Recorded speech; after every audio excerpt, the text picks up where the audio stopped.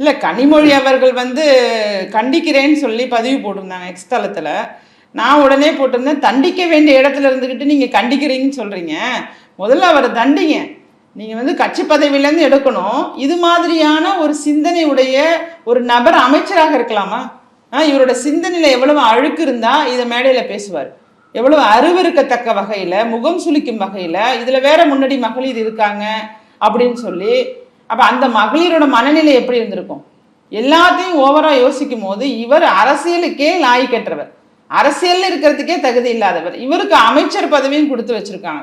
திமுகவை பொறுத்த வரைக்கும் யார் யாருக்கெல்லாம் தகுதி இல்லையோ அவர்களுக்கு அமைச்சர் கொடுக்கணும் அப்படிங்கிறதுல ரொம்பவே கவனமா இருந்துட்டு இருக்காங்க. செந்தில் பாலாஜி அவர்கள் உட்பட, இவங்க உட்பட இன்னும் பெரிய லிஸ்டே இருக்கு.